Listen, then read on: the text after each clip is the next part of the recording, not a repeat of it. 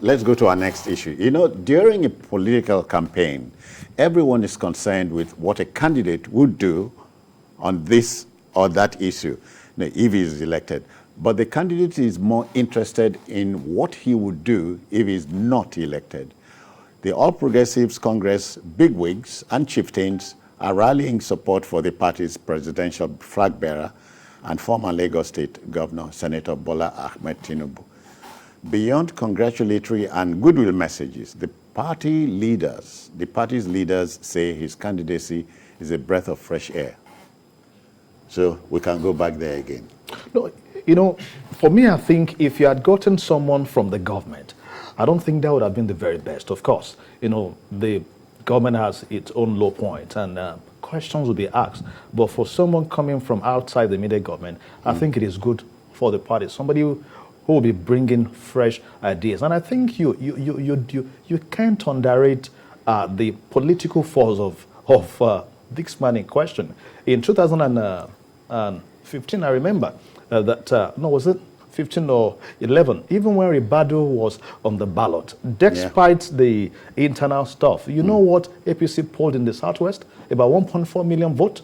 You know, it's unusual, of course. Even in the South, I think they polled also some vote there. So for him, and you should notice that each election year, where the candidates come from, they always turn out a lot of votes. That is, like the last election, the Northeast and the Northwest, were leading, in terms of volume of votes. So fresh air, both in governance and both in terms of, voters turnout. I think right now you have the Northwest as the highest in terms of voters registration, about 21 million or so. Then you have the Southwest following with about 17.4 million votes. I think these will be in contest. So fresh air, one, a person with experience who is not within the government to inherit the blame and the failures of the government. And two, somebody with enough political force, political structure across the country to bring this to the table for the party. And I think the next election will be a very funny one in this country. But not funny. Says the next election would not be funny, but I'm adding not funny. Yes, you want to understand what it means by the election being funny. The election could spring some surprises. Yeah. I want to imagine that the coming of NNPP will really muddle the waters in the Northwest especially. Because people are angry. Some of them have decided to pitch their tents with the NNPP. So, and basically it's led by someone reputed for being a grassroots politician. So we expect, just as it happened in Bauchi and some states, so you're looking at Kwankwaso and so on. Yeah, Kwankwaso is a force. It's a massive force in northern Nigeria. It has not been able to win an election for some time.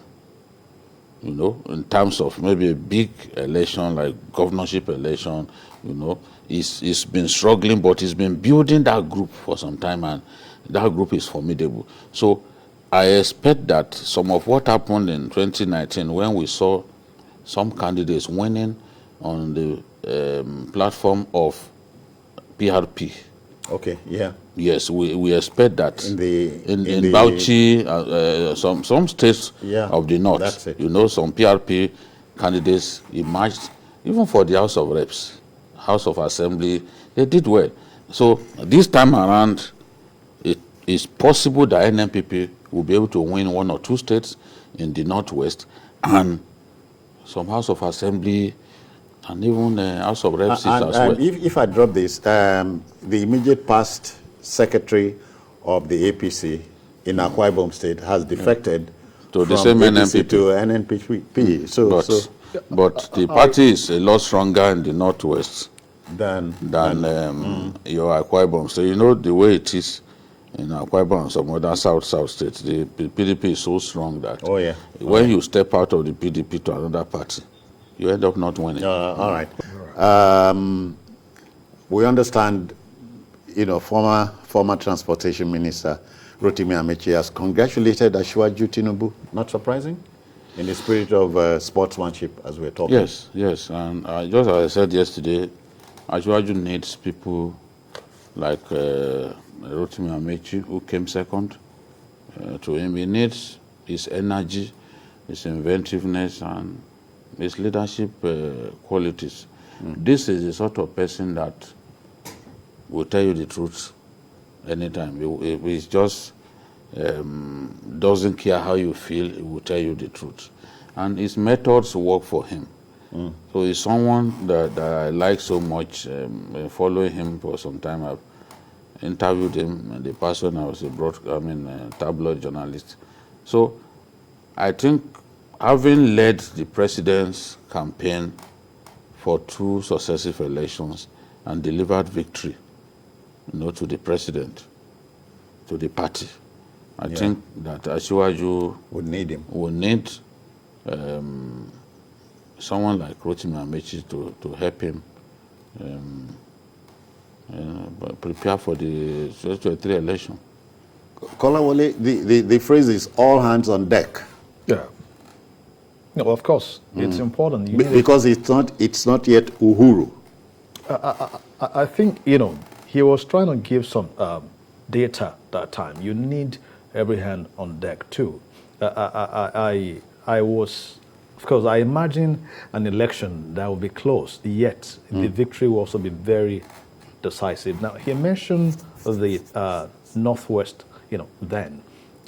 In the last 2 elections, Northwest has been churning about over 8 million votes. I think in 2015 it was about 8.4 million votes. Or yes, I thought 8.3 million votes. Then the last election, the highest. Yes. Then it came to about 8.2 million votes. And Kano has played a major role in this. But there is something about Kwankwaso. In the general election, the presidential, they've not done too well. They've always done well at the local election, as in the gubernatorial and the House of, and local government. Yeah. Yes, but of course, you've had some, you know, big wigs now move to, you know, the party. So I think that may change the calculation of Kano a little bit, especially if Kwankwaso build that national momentum. But I doubt if the party has a structure around the country and the fund to build that. So as long as that is not done, so you still have a Northwest, you know, you still have a Kano that may likely be won by APC. Then you look at Katsina, you look at Kaduna, and those surrounding states, I think it will still go to APC. Now, the moment that happens, of course, you need everyone there, all the members, and you know, Asiwaju has a lot of support from that zone for this primary, so that will work for him. You are not preempting anything. No, I'm not. It is data. You know, we're throwing data around. Okay. You know, of course, it's data. Of course, you know that. Okay. No, it's all right. We are not quarreling. But let's talk about... See, I am only going for data. Every hand on deck. I'm talking about the strength of Asiwaju in the primary. So that would also be translated to the general election. Except that data is not a substitute for judgment, okay? So, no, see, you need data for judgment. All right, okay. So let me throw this. Okay. Voter education, Jide, is important here. Because at the end of the day, the voter is the king. Yes, voter education and mobilization. And mobilization, helps you to win an election. In fact, in the U.S., the most important thing that can guarantee the victory of a candidate is what is called the get out the vote. Get out the vote. Yes. The candidates mobilize and engage a lot of volunteers as well as paid people who will be knocking on people's doors. Because people can register for election, and on election day, they will just be too lazy to come out and vote. So you need to get in their faces, knock on their doors, encourage them to go and line up and vote. That is the edge that parties that have structures on ground, that's the edge that they have. You can have sympathy, you can have the sympathy of the voter, but the voter still needs people to ginger him, people to come knock on his door and remind him of the need to exercise his franchise. Yeah. If you don't have people to work for you on election day, not just as agents, but as a get out the vote, how do I call them? Get out the vote, someone that offers himself for something. I'm looking for a word, like get out the vote operative, if I can borrow that word. Okay. You are going to find it difficult to win. Parties like APC in Lagos and other places, they do meetings constantly along the levels of local government, ward, and all that. Yeah. So on election day, the job will have been given to different people. That, okay, look, Akiode, that's your place. You are the one to get people to go out and vote. And you the voter, the voter feels a sense of belonging. Yes, because they come, sometimes they offer you all kinds of things. They make it look like a celebration. Sometimes even drumming. Just for people, and you see them dancing, they are going to vote. But they are making themselves happy, you know. That's why I said election should be like a carnival affair. Yeah. Something that we are happy to look forward to. It should not come with violence at all. Yeah. Election is the opportunity of the voter to express the power in his hands. Once they win an election, that power literally is taken away. Yeah. So the people, they start behaving the way they like. Yeah, yeah. But when they come to you, when you're approaching the election, the voter is made to feel like he's God, he's the king. Yeah, you know? So, KJ, you know, aren't you missing the National Orientation Agency now? I think I did something on that 2020 where I went for the head of the agency and not really condemning them, you know, actually, you know, stating the things that they should be doing, and you can't really take away the role of that agency, you know, at this point. And unfortunately, it appears the non-government organizations are not focusing much on this area. Of course, it requires a lot of fund, you know, to do voters' education, and the parties themselves, you know, would be doing a whole lot in that area, but of course, in a partisan way, and that you can't take away from them. They are not doing that for free. They are doing that so they could win. So NOA is missed right now, and I don't think we have a substitute for that right now. The parties themselves would have to do that. But mind you, what I was trying to do then, you know, was to you asked about all hands being on deck. So I was going to mention what AMAECHI was going to bring to the table, you know, going from zone to zone and giving the data, but you didn't allow me to do that. Grandfather, after the program, I'll see you. Don't go to that. don't go. But when we talk about illiteracy amongst voters in this country, it makes me sick, you know, because we are looking at hundreds of thousands of voters who on election morning are apathetic.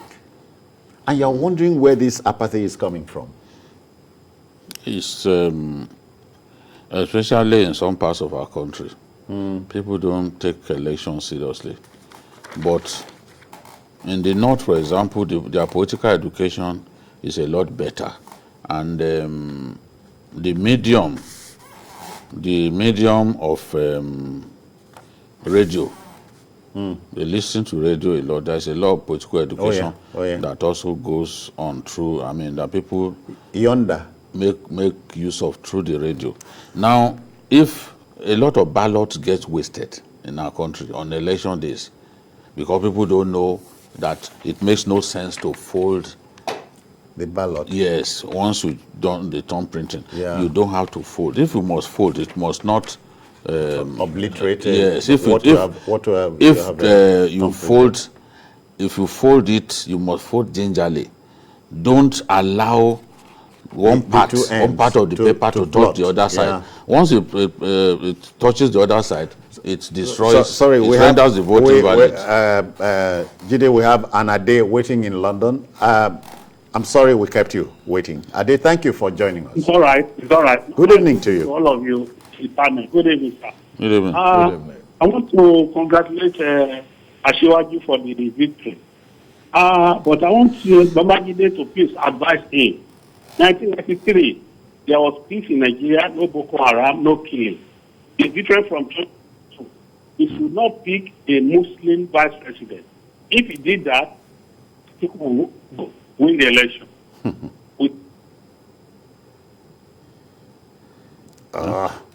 The line is getting funny here. The candidates benefiting from advice from his party will take the best decision. And when we're talking about the best decision, the decision that would help him to win the election. That decision may not always sit well with everybody. Yeah. It is not even possible for a single decision by a politician who wants to win an election to sit well with everyone. But the politician, I want to believe, Asiwaju, I want to believe, is hoping to win. So he has to take the decision that will best propel him to victory. So it's not time for even that argument now. But I believe that at the end of the day, the politician in him will triumph. The desire to win will cause him to take the best decision that can enable him to win. All right. You asked about voters' apathy. I was going to, mention something. There's something called demand erosion in policy analysis. When people, consistently ask or demand for things from the government and they do not get the good response from them, it gets to a time that they lack that zeal to demand. The enthusiasm wanes. Yes, wanes. So people think that their votes do not count. As soon as the people know that their vote counts, they will come out to vote. Unfortunately, the more they stay away, the more they allow those in court. KJ, but there's a counter logic to that. Oh yeah. Votes are very important. Otherwise, politicians would go buying them. So which behoves the voter to make it a bullet, according to the 16th American president. The ballot is bigger than the bullet. I think it's the circle we are. At first, remember, it was they were snatching the ballot, throwing the people away. Yeah. Then we moved to, vote buying. Of course, we are almost getting out of that cycle to a time where people will be alive to their, to their responsibility to vote and to stand with their vote. So that time is coming. And I think it's our job too, on this side of the media, to keep educating the people on the need to come out to vote. That is very important on us.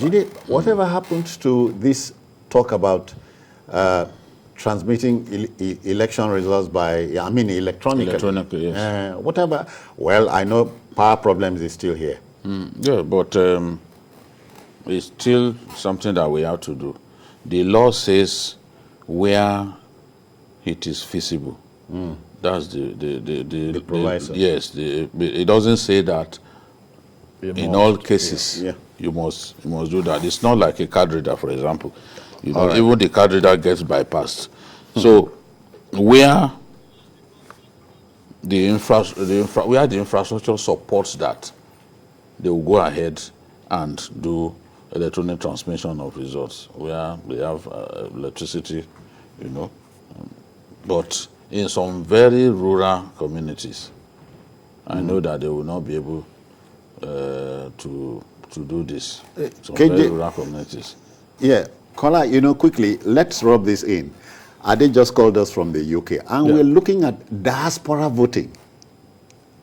Appears to be something too far away from home. We are not there yet. Even the voting in, if it's manipulated, so we are not there yet. So let's not. Even if it is electronically mailing ballots like the US. Trump, despite the sophistication of the US, system, Trump contested that. Now you want to bring that to Nigeria?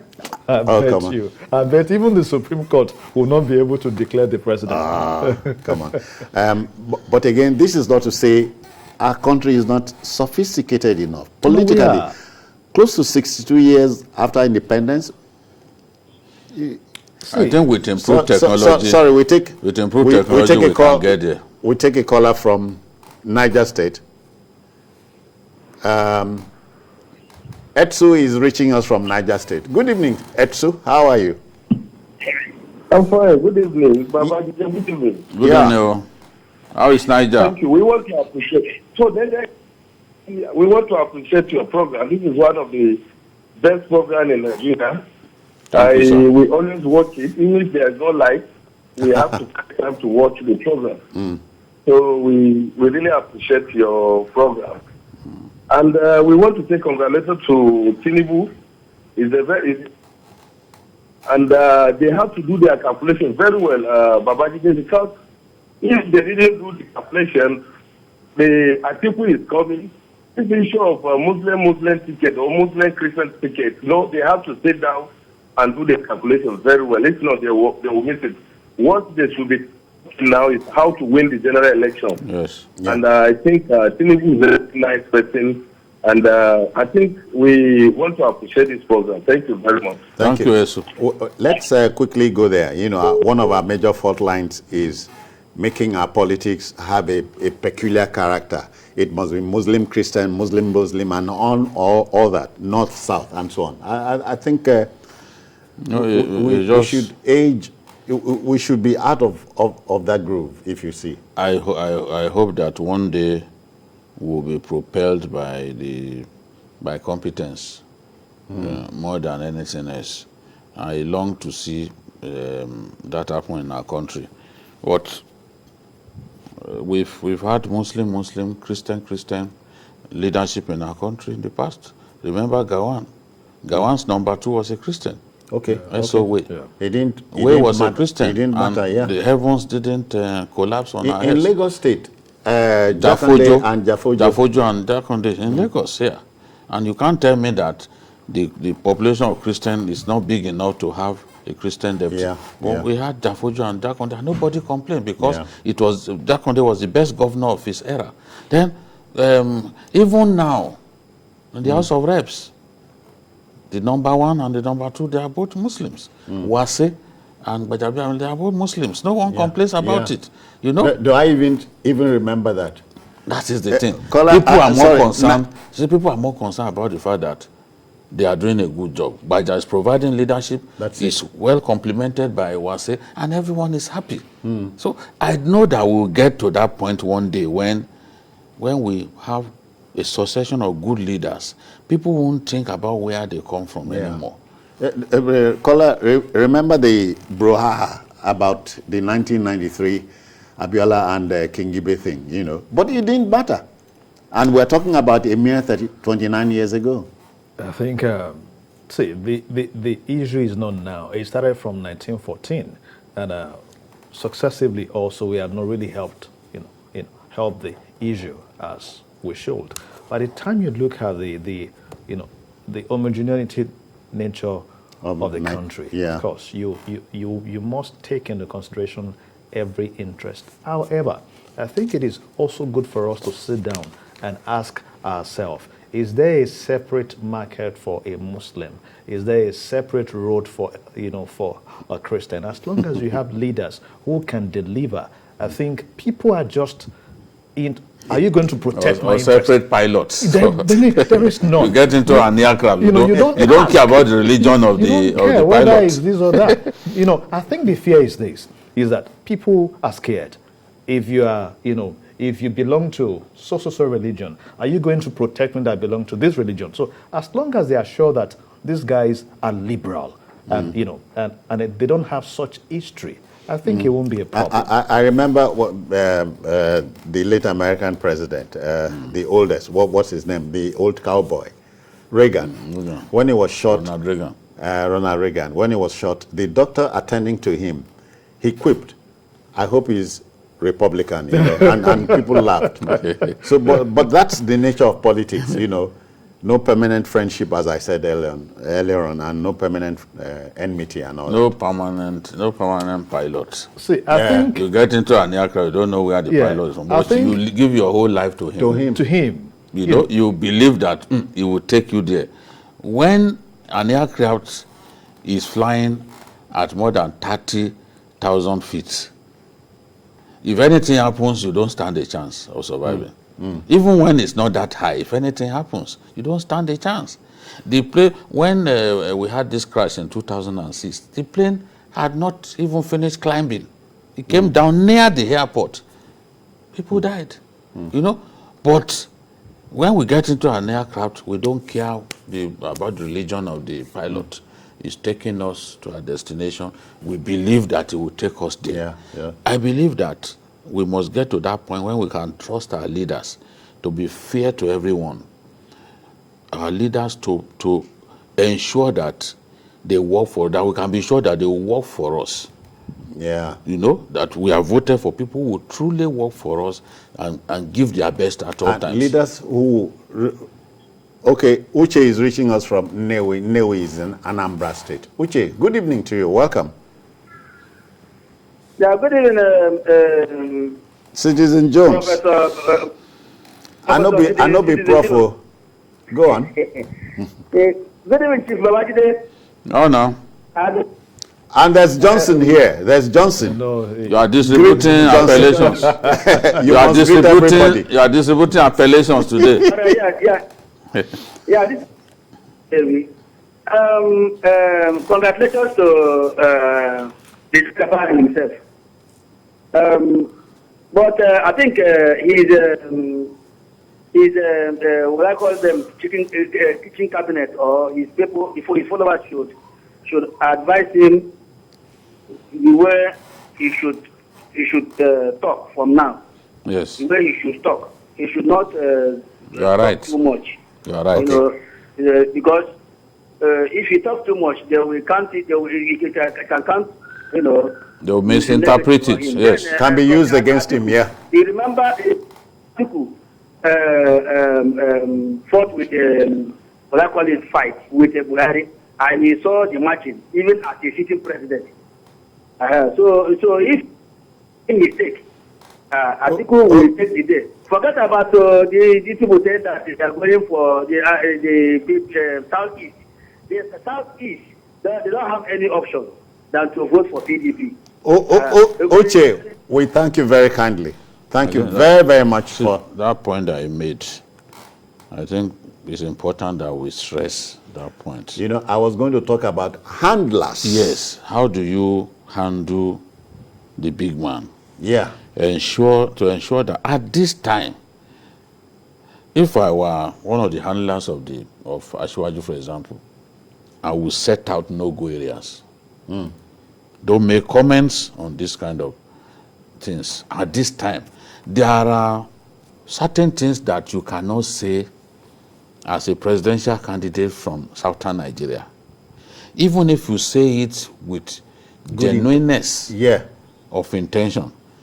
If you say with the genuineness of intention, it can still be misinterpreted to mean that, oh, if this person gets there, he's going to move against us. There are some emotive issues. Issues like restructuring, you know, those are... State policing and all that. See, if we begin to talk about those things, people, they will then begin to think, oh, this is the plan. He's going to move against us. So those of them who didn't want him in the first place would then say, did we not tell you? So Asiwaju has to be well managed at this time. Kola, so the caller was right. Here. Handlers. No doubt, he needs a very strategic manager, and one that will not be scared of him, one that will have an unfiltered access, that will see him at all time, not one that, you can't manage a person from a distance. And the big man must listen to his handlers. No, see, when you are good with your job, when the big man, when you manage people and they falter the first time, if you tell a man that if you do this, this is a result, but you do this, here's a result. If he fails the first time and he sees what you tell him, I can tell you that the next time, he won't do it again. I think we must tell every big man in this country, when it comes to image making, You are the first image maker. You, the big man. All right, our job is done. Just when you think you are enjoying the show, the time comes. Jide, we must leave. Yeah, we have to leave. Yeah. We have to leave. Kola, I thank you very kindly for your... Thank you. Grandpa, good to see you again. Yeah, great. Don't forget that fight when we finish. Oh, of course, we'll do that. Okay, that will just about do it on the show today. If you missed it, join us at 11 for our late edition. And of course, don't forget it's Sunday where we will give you a 2-hour expanded program. We're also on YouTube at youtube.com/TVC News Nigeria. And on behalf of the Backroom Boys, I'm Citizen Jones saying thank you for watching. Bye-bye now.